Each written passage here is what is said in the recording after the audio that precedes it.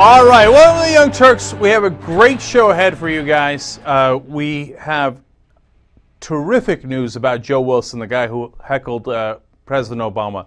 That news is so good, it could change the world. I know, I'm getting crazy, but I'll explain why, okay?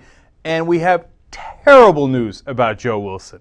Okay, so it's those two things are amazing in and of themselves, good enough to do the show today, okay? But on top of that, we've got many other things for you, including guest host RJ Eskow. Come on. Who doesn't love RJ? Great to be here. I can't quit you. You know? It's great to be back. Can you hear me? Yeah, it's great to have you. Now, we're going to start with something. We're going to get to the terrific and terrible news about Joe Wilson in a little bit. But and Rick Sanchez did a fantastic piece on CNN. Oh, did he? Yeah, that's why we got to show it to you. Okay. Now, and we got, of course, news on the public option. And in fact, I think I'm going to launch a plan on how we're going to win on that. Okay.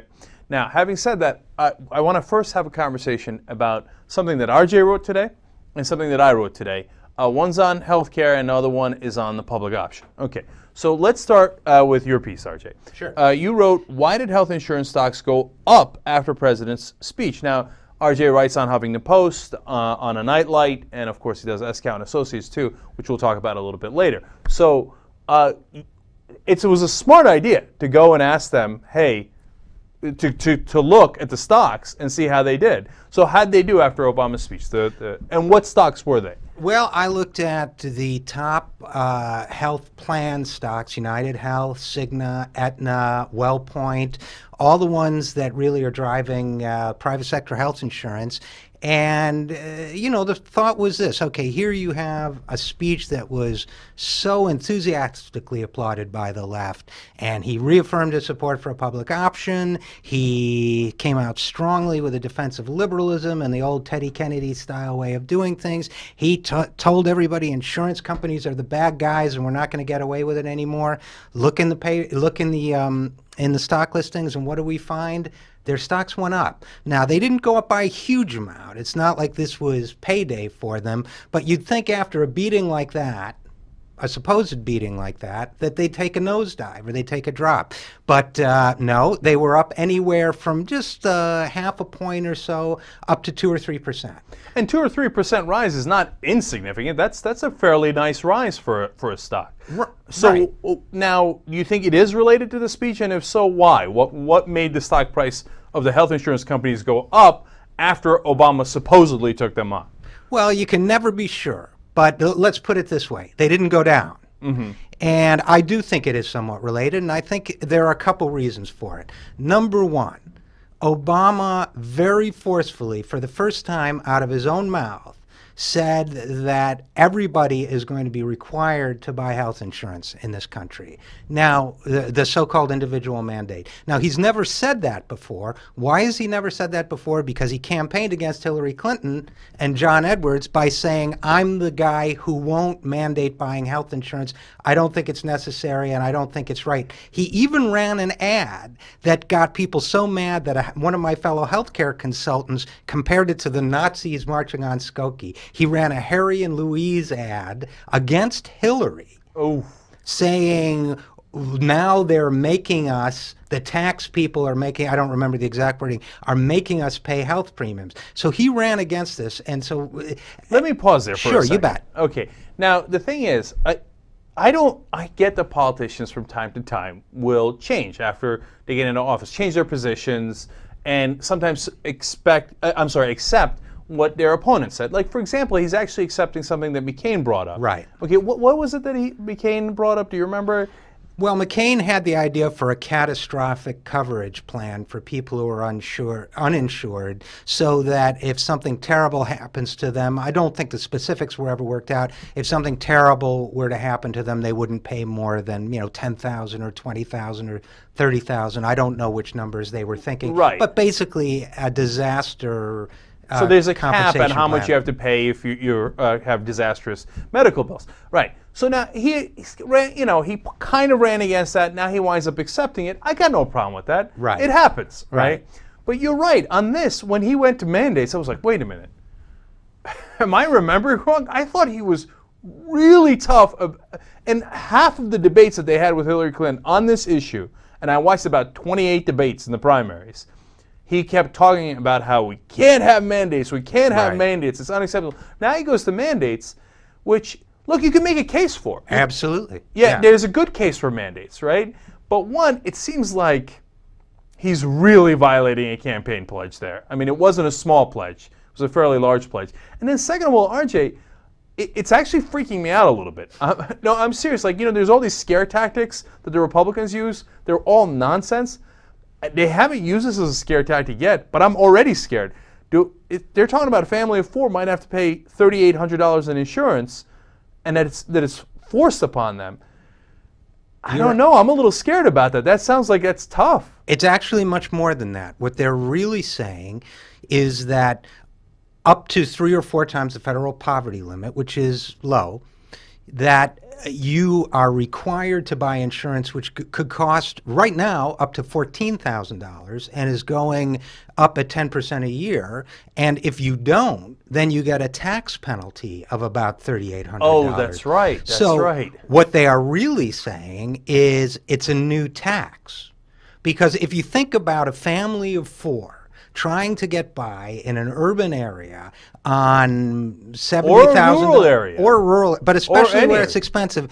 But you're right. On, let's say, $65,000 a year, $70,000 a year, you're now out of the range of any of these subsidies, and all of a sudden the government comes along and says, pay these rich insurance guys $14,000 that you don't have, or we're going to hit you with a new tax of $3,800. How do you think that's going to play? You've already got Tim Geithner and Summers seen as pals of Wall Street. How do you think something like that's going to play politically? I'm really glad you're here because I want to find out more about that. RJ is a consultant for healthcare policy and management. Okay, not for the healthcare companies necessarily, but policy and management.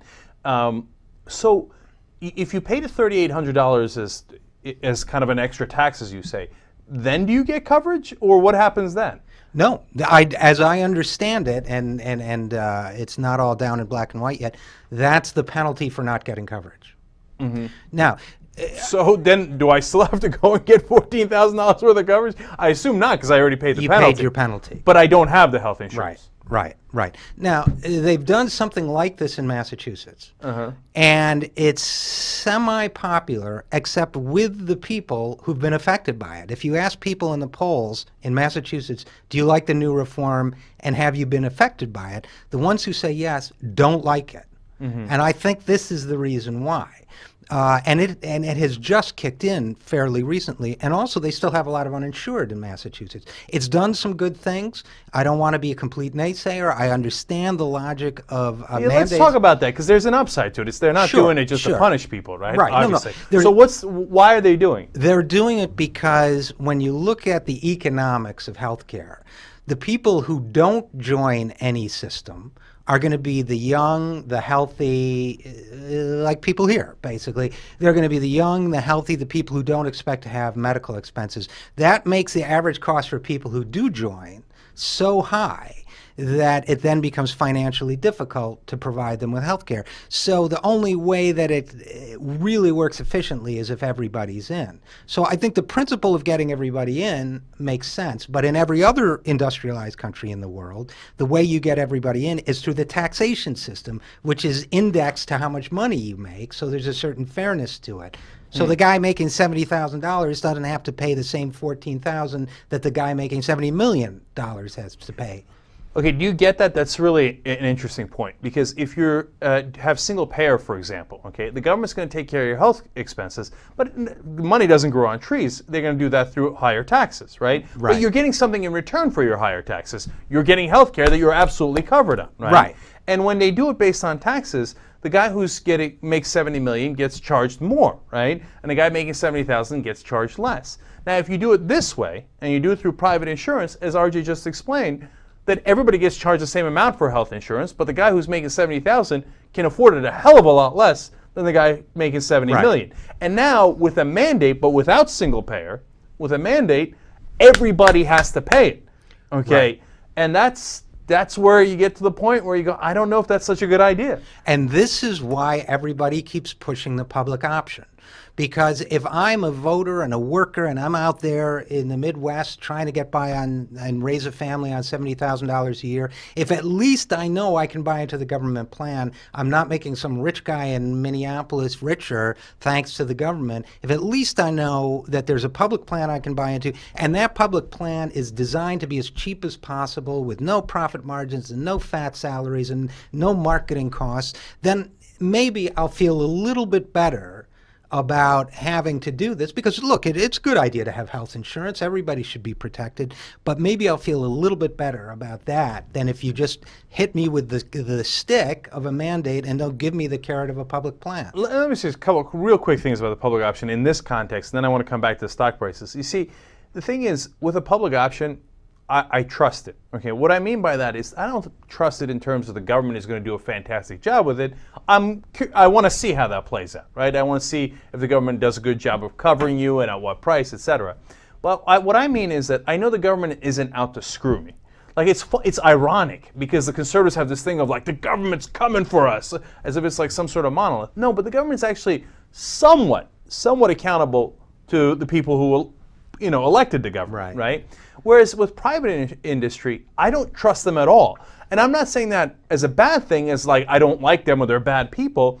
It's that I know what they are legally bound to do, and they are legally bound to make as much money as possible, right? So their incentive is not to take care of you. Their incentive is not to make sure that your medical expenses are covered. Their incentive is make as much money. So if that means they screw you over and they don't cover you, well, sad day for you. If that means they charge you more than they have to, that's sad day for you.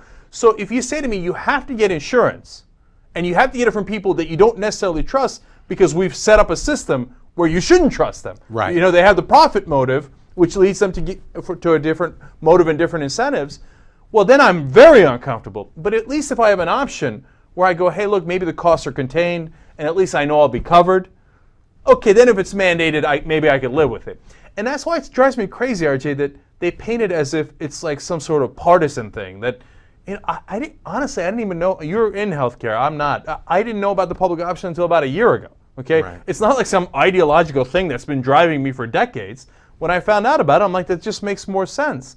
And in fact, shouldn't the conservatives be in favor of it because it contains costs and provides choice? That's the irony in all of this. It's an irony that especially the conservative Democrats will go out and claim victory because we've cut back the public option. They can't use Medicare rates. They can't use the government computer systems. They can't do every single little victory that these conservative Democrats claim costs the public more money. The irony of all this is that the people who are opposing the public option, they're opposing saving money, and they're opposing competition. And the other big American conservative principle is supposed to be, hey, compete, get out there. Private sector, if you think you can give better insurance than the government, prove it. Because if you have a better product, the American people will walk away from the government and they'll buy your product. I'll buy your product. If you give me something better than the government, I'm not a sucker. Why should I go to the government? I'll buy it from you. Right. Now, that's why, RJ, on this issue, it made me realize, you know what? I already kind of knew it, but it really made it stark in this case. These Democrats that claim to be conservative are not at all conservative. It's not about being conservative or centrist or moderate. They are corporatists. Because here, as you say, as we've pointed out many times, they're driving up the costs. Right. They're driving up the deficit. And they're providing less choice, less free market. And why are they doing it? For the corporations who are paying them. Of course. Right. And again, the corporations aren't bad guys, they're not evil. They're simply doing what they're supposed to do. Make as much money as possible.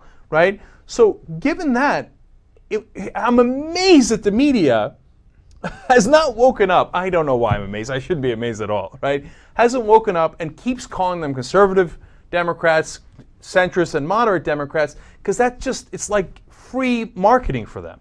Well, and that's true. That's a great point. It is free marketing, but when when they poll test the public option, more than half of Republicans like the idea. So I know. It's not just and 70 or 80%. It's crazy. All right. So now I'm going to tell you bipartisanship. It is though, but if they actually cared about real bipartisanship, but that ties it all back together again to your piece, RJ, because in reality, bipartisanship isn't what Republicans and Democrats in the country want. Bipartisanship is what how Democrats and Republicans in Congress are going to continue to Right. make more money Right. together. Okay, they're both going to make money from the corporations who are giving them money, right? So, those guys works honestly. I don't know if ecstatic is too strong a word, but certainly happy with Obama's speech. And the reason they were happy is you got the mandate that you're talking about, Right. right? So then we take more of Americans and push them into, you must buy private insurance. Of course their stock prices will go up if you say more people have to buy your product. It's like Obama coming out and giving it a speech saying, in order to be bipartisan, we've decided that we're going to have a Coca-Cola mandate.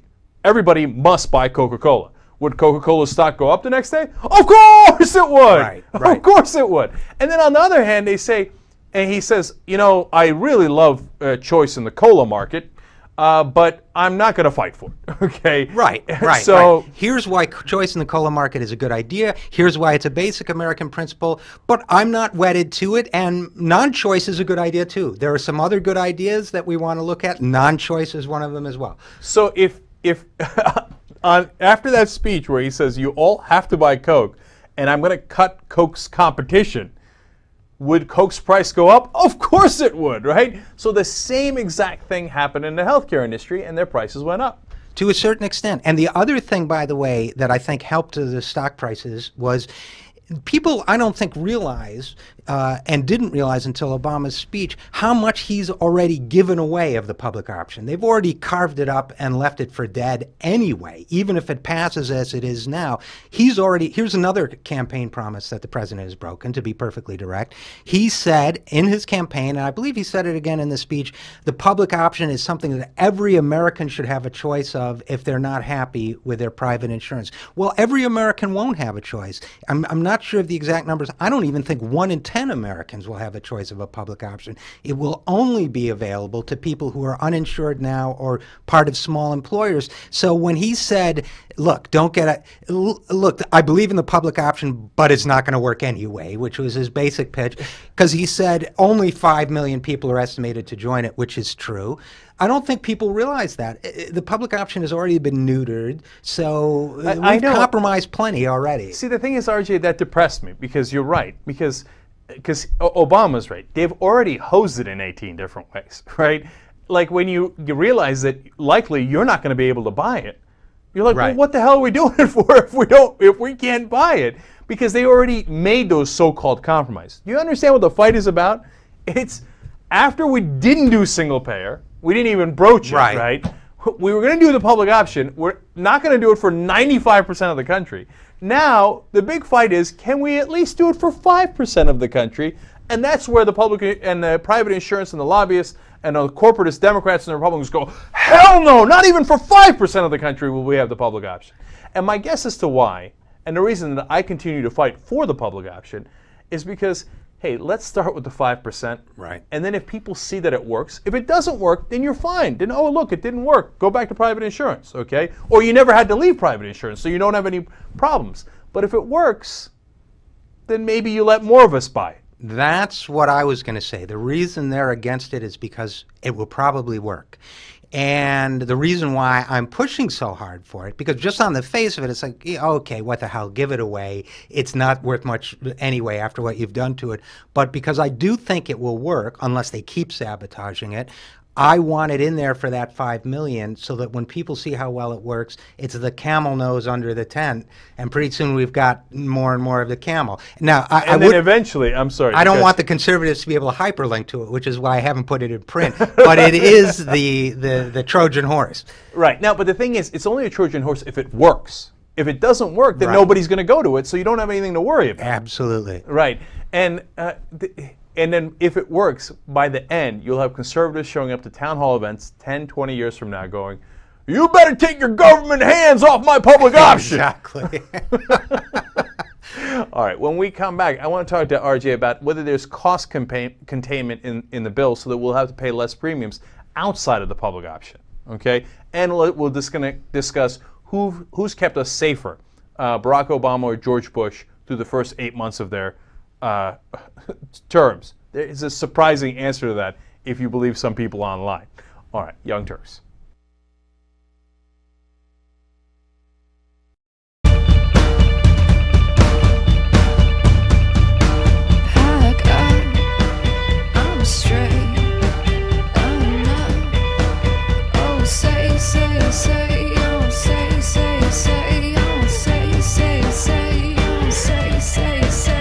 right, back on the Young Turks. I decided we're going to do one more segment on healthcare reform, at least, because there's some great quotes, very interesting quotes from Claire McCaskill, Joe Lieberman, and John Conyers. I want to get to those as well as the question I want to ask RJ. Later in the program, of course, we're going to be playing the name game, by the way, so don't forget that. That's in the next hour, and we do have our Turk of the Week as well today. Before we go any further, I want to clarify, RJ did consult for some healthcare companies back in 2004. Back in 2004 was right. the most recent, yeah. Right. Now, technology companies and the government. And some workers' compensation insurance companies, too. So Right. I'm not completely out of the insurance business, and want to let folks know that. Yeah, right.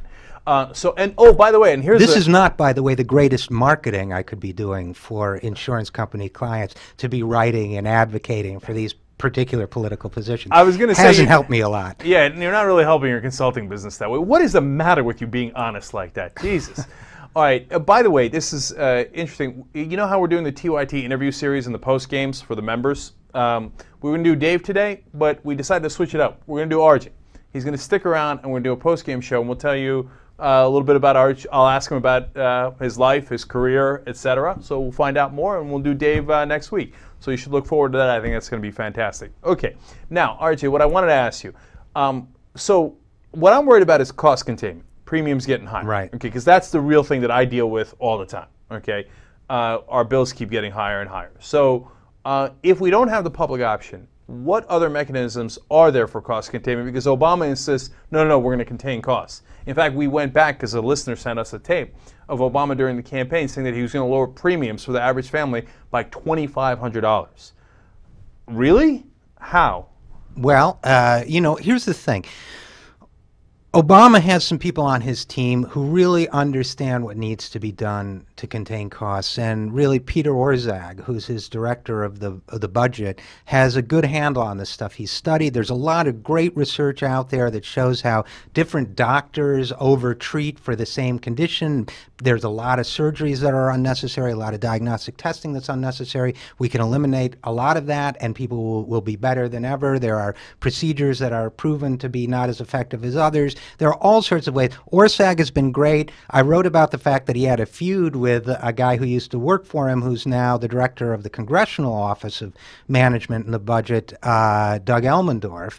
And I, by the way, pointed out that Elmendorf and Orszag sound like two characters from Lord of the Rings. I was just about to say that. It's Sargon sent Elmendorf to fight Orszag and the army of Orsags. Yeah, I said it was the nerds versus the geeks, these two guys, Elmendorf and Orszag. Yeah, absolutely. There's no question about it for the one true ring. But I tend to agree with Orszag that there's a lot of money that can be saved. Now, are they going to get it through? Now, here's the other part of the craziness going on that people haven't seen quite as much as what we were talking about earlier about the public option. One of the guys who actually talked sense on the Republican side about some of this cost containment stuff for years was Newt Gingrich.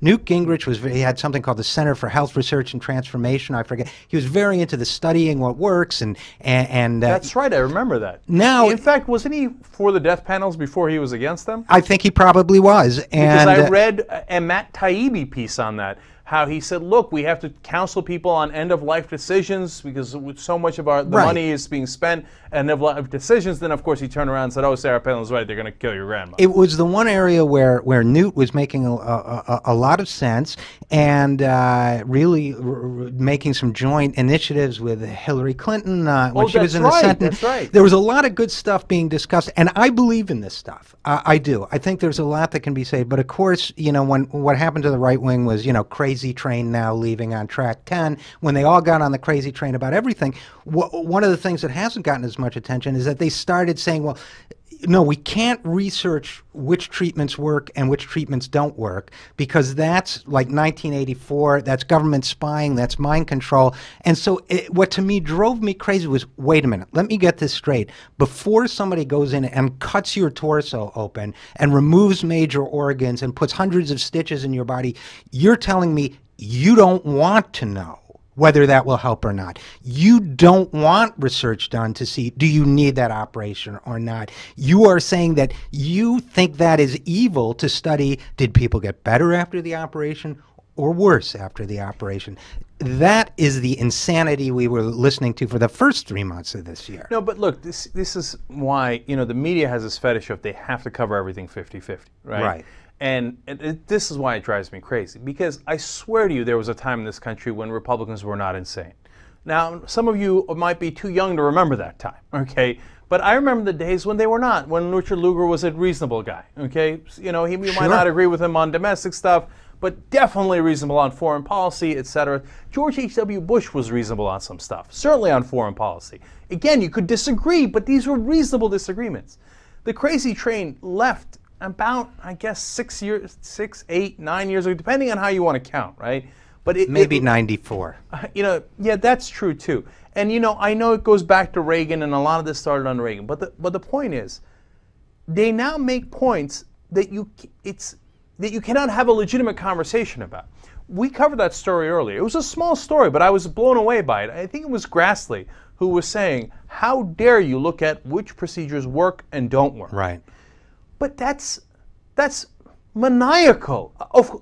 I think if you presented it in reality, 98%, well, there's a lot of maniacs in the country, but at least 80% of the country would agree, of course we should see which procedures work and which don't work, or which work a little better and which don't work as well, or which costs a lot of money right. and is not worth it, okay? But if these guys they scream, they go, "Oh, they're going to kill your grandma! They're going to kill her!"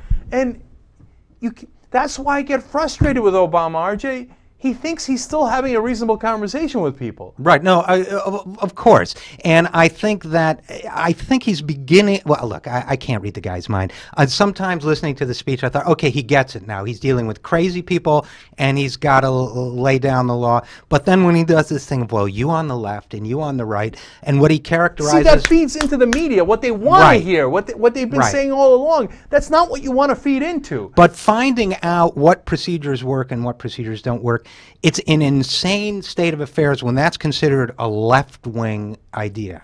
I mean, they are proving, it looks like they're going out of their way. The media, certainly the Republicans, but now, unfortunately, Obama's administration, to prove Stephen Colbert right, that reality has a well-known liberal bias, right? And so we can't trust reality because it's left-wing. Oh, all right. So now, okay. All right, so there's some things that are. I'd give you some medication for that stress you're going through. Oh, but, I don't want it. We haven't done the research on it, so. I don't want to do the research right. on it. Okay, so look, we're going to do some cost containment because we're going to figure out, hopefully, what works better and what works less. And then, as Al Franken talked about, look, the Mayo Clinic does this a lot better in Minnesota than some other places. There was a clinic in Texas that and it depends on how you pay the doctors. We got to do research into that. We got to get better. I didn't get around to mentioning how you pay the doctors, but that's a huge piece of it. That's a huge piece of it. Now, but does the insurance exchange help?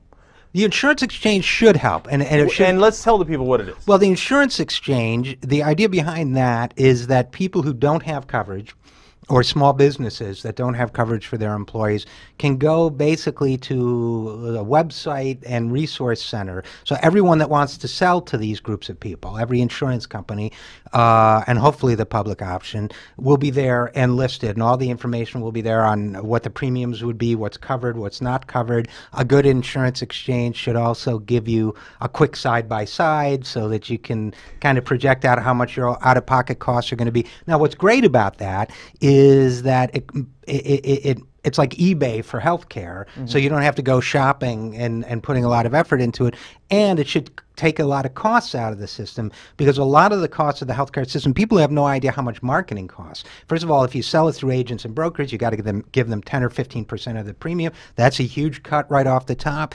And secondly, if you have to have your own salespeople and your own customer, phone answering people to sell and keep selling, that's a huge cost too. So the insurance exchange should benefit in two ways. One, when people are lower cost, it should be immediately obvious by going onto this website, which really puts pressure on the insurers to keep costs down. And two, it gets rid of all these marketing costs. All right, and finally, as far as the insurance exchange is concerned, would it solve the problem of Alabama? Alabama, 90% of the market is dominated by one company, right? So can a small business in Alabama go and say, all right, well, I don't want that one company that's dominating my market. I'm going on the insurance exchange and buying Blue Shield of California instead. No, because the way healthcare is regulated, it's by state. So another healthcare carrier would have to come in and make inroads into the market in Alabama, and it's Blue Cross, by the way, as you know. And so someone else would have to come in and compete with Blue Cross, or else we would have to have a public option.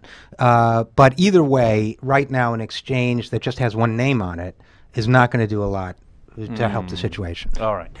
And now we got to take another break here. I'll come back with those interesting clips from McCaskill and Conyers, et cetera, and then we'll get to the 9/11 story and the amazing Joe Wilson stories as well when we come back. Love that Joe Wilson. Young Turks.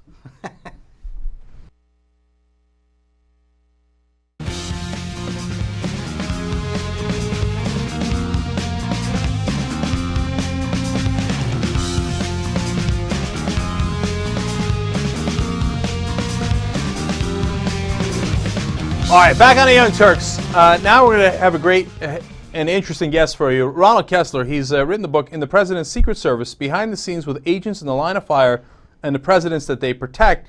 He's also got some thoughts on Van Jones and what Obama's real agenda is with Van Jones. So this should be a very interesting conversation. Ronald, welcome to the Young Turks.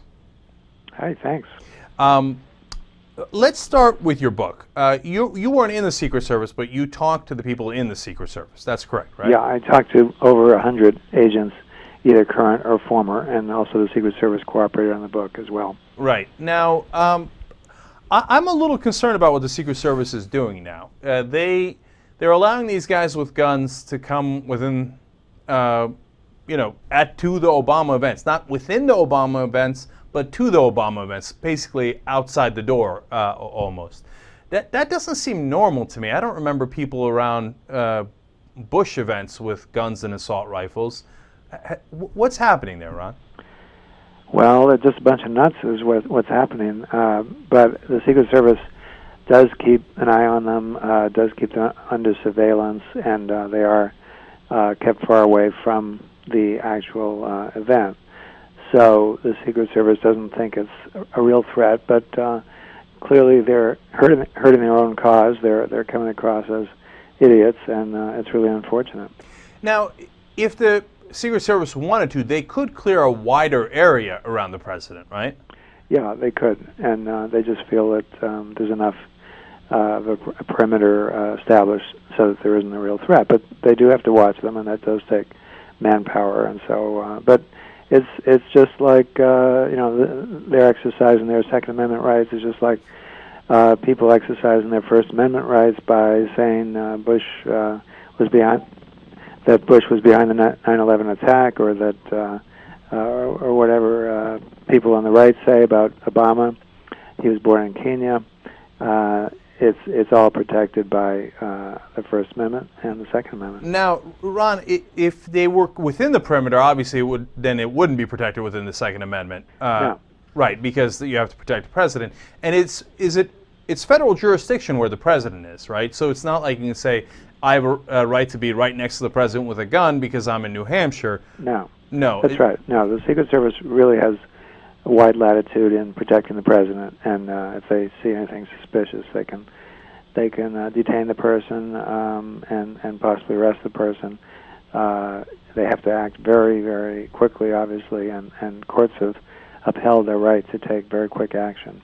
Now, I know that the Secret Service, of course, are not supposed to talk much about their time with, certainly in the private lives of the presidents, but they seem to have nice notes about Obama when they talk to you. Can you tell us a little bit about that? And also Bush and whoever else is in the book. Yeah. They tell me that Barack Obama treats them with respect and consideration, and both Obama and Michelle have invited them to dinner, although Obama continues to smoke on a regular basis despite his claim to have given it up 95%. And Bush also treated them very well, and Laura did, in contrast to Jimmy Carter, who was so disdainful of agents that he actually told them he didn't want them to say hello to him in the morning on his way to the Oval Office. It was just too much bother, apparently, to say hello back to another human being. He was also known as the phoniest president because he would pretend to carry his own luggage, but it was actually empty, or else he would carry it just in front of the cameras and then give it to aides.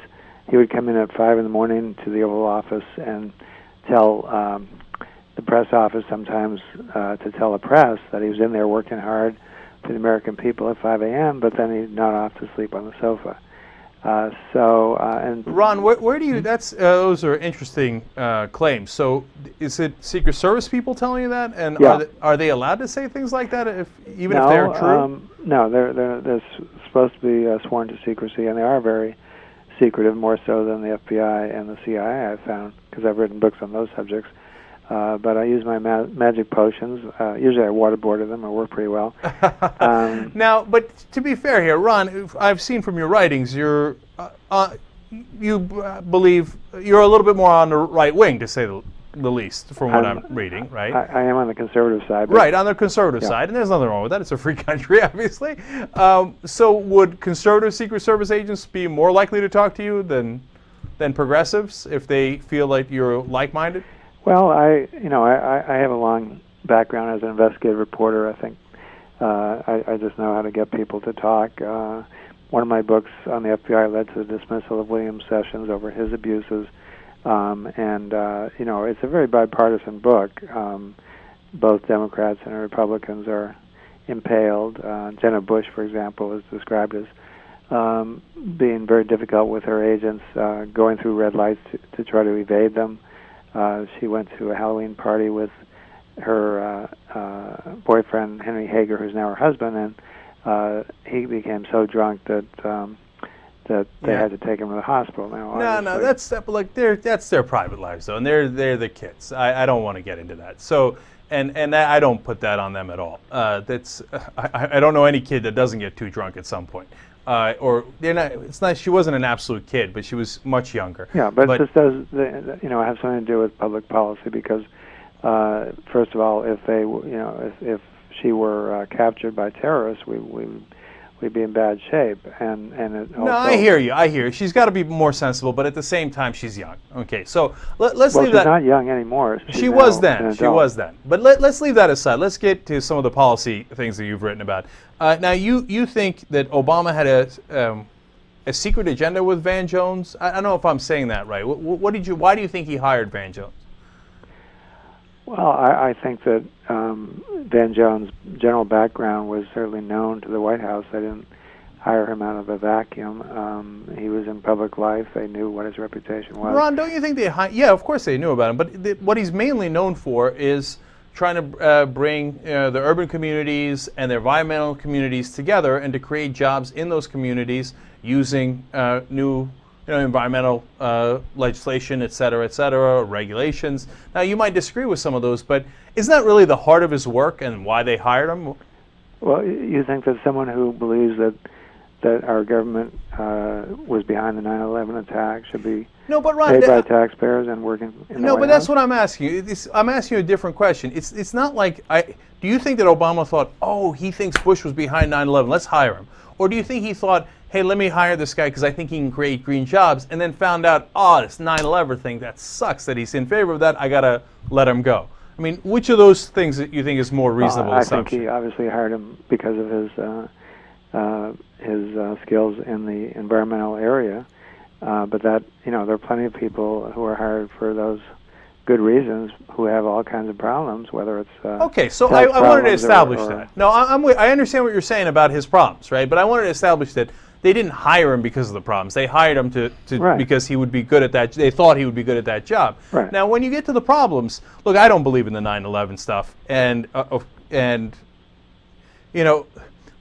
on the other hand, I look at Jesse Ventura, who we've had on the show, right? I think he's a smart guy. He's certainly an interesting guy, an experienced guy.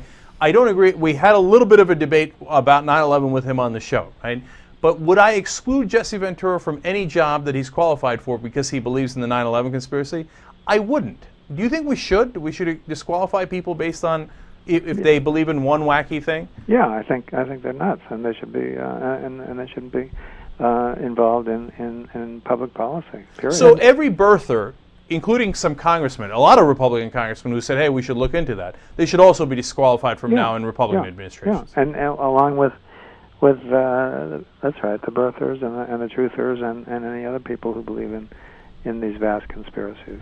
Okay. So, I study health policy a lot. This is Richard Eskow, and Chuck Grassley has always been a very effective Republican senator in the field of health policy, and yet a couple weeks ago, Senator Grassley signed on to the ludicrous assertion that there's a proposal that the U.S. government decide which citizens live or die, the so-called death panel. Would you think that Senator Grassley should be excluded from service in any future administration? No, I think that's quite different from saying, out of thin air that the government was behind 9/11 and all the, the horrible implications of it. That our government is so evil and corrupt that it would actually, kill 3,000 people. I mean, but that's a great point, though, Ron. I'm sorry. Let me just press on that because I think RJ brings up a great point. Because you're saying it's terrible, to say that the government would be so evil as to kill those people. But aren't the death panel people saying the same thing? That the government would be so evil that they would kill your grandmother? No, I mean, I don't agree with. I think they are exaggerating also, but they're not. First of all, saying that anybody was killed, and then secondly, they're not, claiming that they were, killed for some nefarious purpose. They're well, the nefarious purpose being a government taking over of healthcare. I mean, I've heard it ad nauseum from the talk show hosts, but also from the politicians, Sarah Palin, Chuck Grassley. So, I mean, it seems to be at least a fine line, doesn't it? You think that these people, that Van Jones should still be in office, or what? Now, I don't think that his statements in the past necessarily disqualify him, because I think he was good for that job. Now, I think it's an open question. That whites, are polluting rivers in order to do something to blacks. You think that's appropriate for a government official to say? I would have a debate with Van Jones about when he thinks white people did X or black people did X, and I think that might be an interesting conversation. Would I ban him from ever serving in a useful job because we have a disagreement? Now, because in the past, certainly, quote-unquote, white people did do terrible things to black people, including enslaving them, lynching them, et cetera, et cetera. The question is, when did that stop? How did it stop? Where do you draw that line? I think it's an interesting conversation, but I wouldn't ban anyone for having that conversation. And I think we need to make the distinction between opinions a person has had and repudiated and positions a person continues to have. I think I would not want a government official to believe that white people have deliberately slaughtered black people en masse and continue to do so through polluting the rivers and so on. But if someone's expressed an opinion, I know he was a member of a group that he walked away from, Storm or something like that, if they've repudiated that, then I think, this is the land of redemption, isn't it? I don't believe in redemption. I think, for example, when someone murders someone, I don't care how many times they apologize. They murdered someone, and they should live with the consequences. And I think the consequences of making statements like that and saying that the government killed 3,000 people is that you don't serve in the White House. That's my opinion, Right. Now, I understand, and we're out of time, so we're going to have to leave it at you not believing in redemption.